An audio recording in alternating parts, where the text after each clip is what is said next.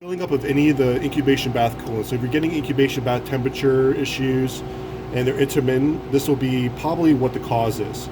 So normally you like to use a 50/50 pre-diluted antifreeze. Something that's a long life would be better. And you're going to need some sort of like microfiber cloth just so you don't make any mess. So the first step is going to go ahead and remove the mix bars. That way you can access this. And this is for an AU400. So go ahead and remove those mix bars.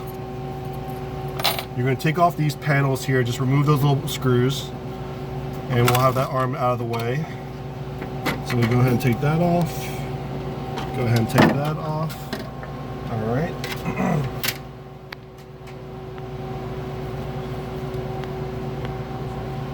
So that gives access to this right here. Now this is where your coolant goes.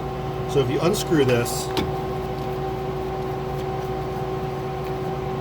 you're going to see that there's a tube right here. Now that tube is the overflow, and you'll see a line on the inside. Now if it's above, if it reaches that point and goes into here, that's full already. So that goes into the drain, so you don't need to do that.